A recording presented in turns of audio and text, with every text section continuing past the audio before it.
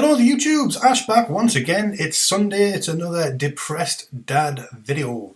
This is week 4, I skipped week 3 for reasons that will become apparent as I talk about the last 2 weeks living with depression and living with Harvey. And as I say at the beginning of all of these, I was depressed before I became a dad. I am not depressed because I'm a dad. So as I said, this is week 4. This is, you might have noticed in the description, titled The Meltdown and the Care Package. So what I'm going to do is I'm going to start with the easy thing first, the care package. Now my friend Katie put together a box of mystery stuff, baby items and things, a bit like what Becca did for me before Harvey arrived. She's done a similar thing for Harvey. So thank you, Katie, for that. I'm going to open that up right now.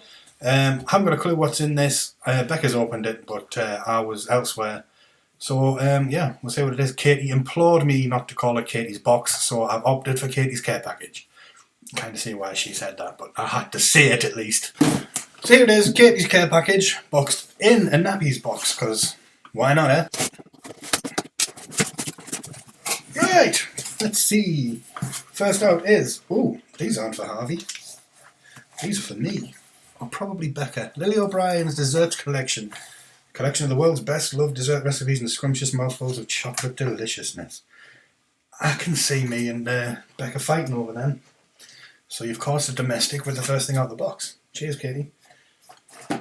What's this? Oh, a little taggy. That's cute. Got like a kind of a superhero-y vibe and lots of little tags, and then on the back, nice soft blankety thing. That's really cute. We'll stick that in his cut with him. Oh, there's actually superheroes. It's Iron Man and the Hulk and Captain America and stuff. That's really cute. I like it. Again, I'm going to stick it in his cot and hopefully he'll play with it or whatever. Tommy Teepee, Airstyle Orthodontic. I'm assuming they're dummies, yes. Soothers. Dummies, man. Dummies.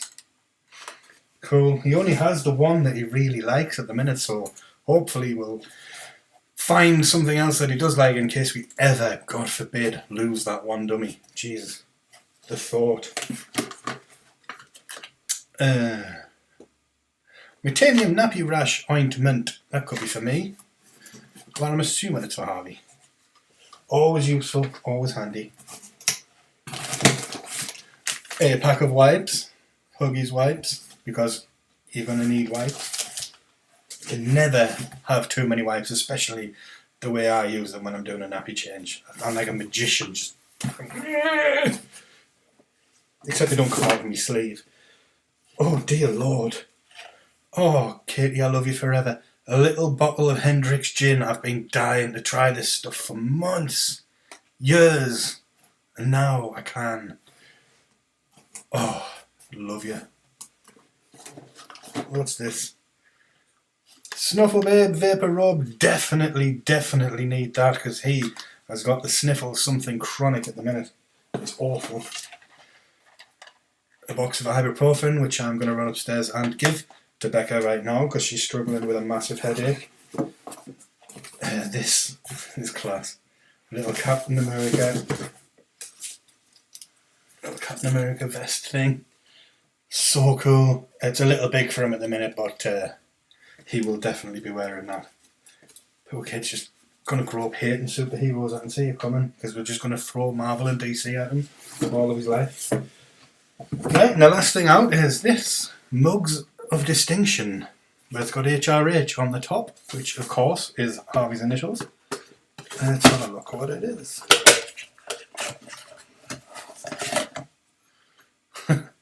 HRH, the king of the dads.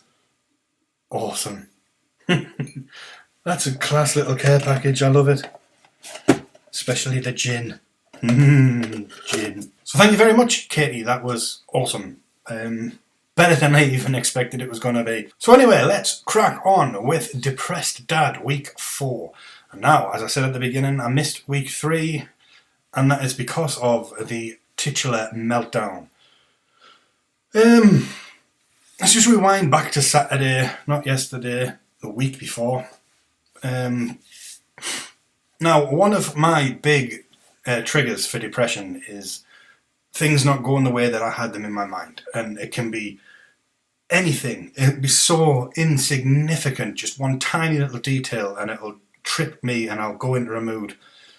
Saturday was just a series of that.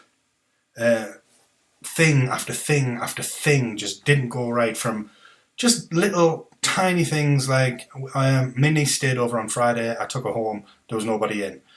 Not the end of the world, not an issue, not a problem at all, but in my messed up head, that's a mood trigger. Then I was supposed to be going down with my mates, for whatever reason that just didn't happen, so that was 2. I went to the pub to watch the football. When I told Becca I was doing this, she said she was going out, and so I said, okay, I'll not drink. Which is fair, I didn't mind that. I could do with not drinking. I don't mind that at all. But that was another thing that was different to how it was going in my mind. Newcastle lost, so that pissed me off. And then it came to the night, which I was looking forward to. I was going to get to be alone with Harvey for the first time, pretty much since he's born, for more than like half an hour. And Becca was going to her friends to have a couple of drinks and have a natter and whatever it is that you women do when you get together. But she was literally only over the road, like a stone's throw away. But Harvey had been quite difficult that week. We hadn't slept for like 4 nights. We hadn't had a good night with him since Tuesday. For various reasons, he just wasn't settling, and he was constantly screaming. Which is why, even though it's been 2 weeks, there's not many photos I'm going to put on the slideshow at the end of this. It was hard to get a photo of him where he wasn't twisting. That's what the last couple of weeks has been like. So anyway, back to that Saturday night. Like I said, 4 or 5 separate little depression triggers in my mind. Bearing in mind, I've been stressed to death since the beginning of December, since I got laid off from work. I think I was just due a meltdown anyway. The fact that Harvey caused it was not his fault, and it's chewed me up for a fortnight, which is why I couldn't do the video on Sunday. I was chewed to death about the way everything unfolded. So yeah, Becca was over her friends having a natter and a drink and whatever, fair enough. And then Harvey just started kicking off. No real reason. He'd just had his nappy changed, he'd just been fed, he'd been winded, everything, all the basics, all those boxes ticked. But he was just on one, and every time I soothed him, I managed to get him down. 2 minutes later, he was kicking off again. Also, on top of that, I'd ordered an Indian to be delivered, which took over 2 hours, so that was another little depression trigger. All the while, screaming youth, and then in the end, I just snapped, and I ended up having a shouting match with him. It was like, who could shout the loudest? It was that bad that my next door neighbour came and knocked on the door to see if I was alright. But by that point, I had completely lost the plot. I was in floods of tears. It was a mess. I texted Becca and said, look, you're going to have to come back. I'm really sorry. I don't even think I was that nice about it. I was just like, home now. So she came in to find me with Harvey cuddled up on my shoulder, flat out, peace itself, and me just an hysterical wreck. And it was mostly due to the fact that I'd shouted at a 3-year-old kid. Like, as if he was doing it on purpose, or as if he knew what the hell was going on. I just couldn't control it. I couldn't help myself. And I've hated myself ever since. And I've spoke to a couple of people about it. I've especially spoke about saying this on this video, like whether I should or whether I shouldn't. But at the end of the day, this video it's designed to talk about how hard it is to cope with depression in a newborn kid. But a few people have said, like, we've all been there, we've all hit that point. Don't worry about it, it's natural, it's normal. It is horrible. It's one of the worst things I feel like I've ever done in my life. But on the positive side, since then, since that meltdown on Saturday, I've been able to cope with him a lot better. As I said, the last 2 weeks pretty much he's been twisty, constantly screaming for no apparent reason. But since that Saturday night, it hasn't wound me up as much. It's like I had that release and now I can move on. And it feels good in a way to get that off my chest. I know I'm probably going to get bollocked of people in the comments or whatever for shouting at a kid. And fair enough, I deserve it. I do. Like I say, I'm under no illusion that that was the right thing to do and the best way to go about anything.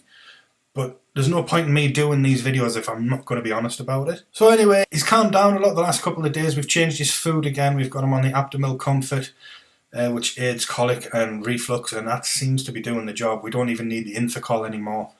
We overstepped and we bought some colic drops as well.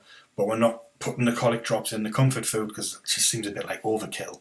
But yeah, he's settling on it loads better. I will say that if you have a child who's screaming on and you use this milk and it works, fantastic. It really is doing the world of good for us, but beware of the shits. My God, I love that kid more than life itself, but whew, you can smell him from down the street, I swear, and a few other people have backed me up on this, that milk is evil for the shits. So what else has been happening in the world of Harvey? Not a lot, really. Like I say, we've just been combating the twistiness and loving the moments of peace. Because when he's not twisting, he's the cutest kid in the world. I mean, he's still cute when he's twisting, but by God, he's loud. We haven't really done anything or been anywhere with him because of this. I would hate to think we went out somewhere and he just launched into one, because I think I put it on Facebook, something like, when he goes, it sounds like we're dipping him into boiling water. It looks like it was just wind. He was just struggling to get that last bit up and it was causing him a bit of grief. I think I said it on week 1 or maybe week 2, but the trial and error involved in bringing up a kid is unbelievable, and the cost involved in that trial and error, phenomenal, but worth every penny and worth every difficult moment without a shadow of a doubt. Yeah, I think the other thing I mentioned on week 2 about something I wanted to talk about but I couldn't because other people hadn't been informed or whatever, that was a work thing. As I mentioned, that I got laid off in December, and they called me back in the other week thinking, oh well, here we go, I'm going to get a start date to come back. I didn't get a start date. They did say that I was coming back, but the office I work in and the works attached to it wouldn't be there. They are moving over 90 miles away from where I live, but they still wanted me to keep my job, but they wanted me to commute those 90 miles every day. Now that's an hour and a half on a good day. We're looking best part of 2 hours a day there and 2 hours a day back. So I was going to be out of the house 13 hours a day with a newborn at home, being 2 hours away from him at any given time in case anything went wrong.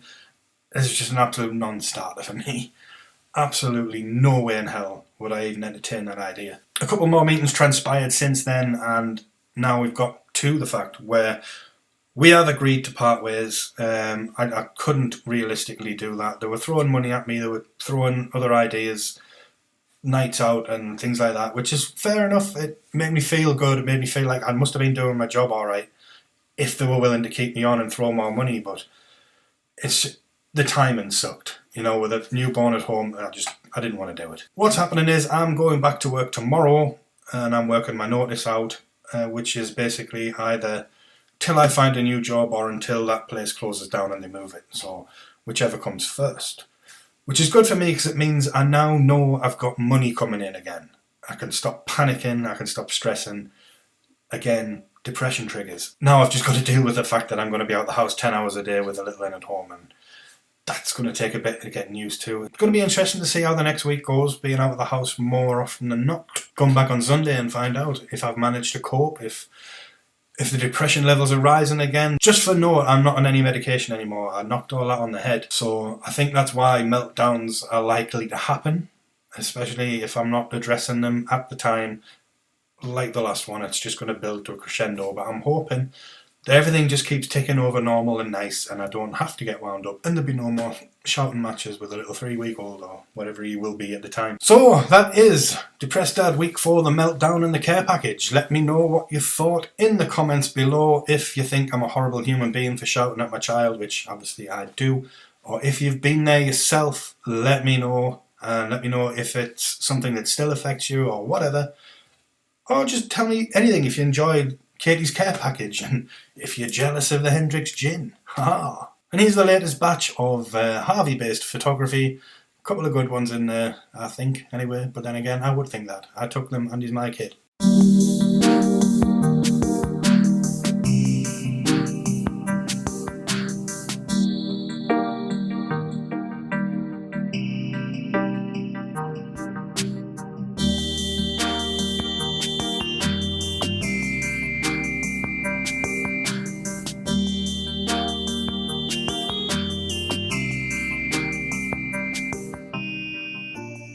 stay tuned to this channel, I've got an announcement coming up soon. But if you have liked this video, please do hit the like button wherever the hell it is on the screen these days. Hit the subscribe button wherever the hell that is on the screen these days.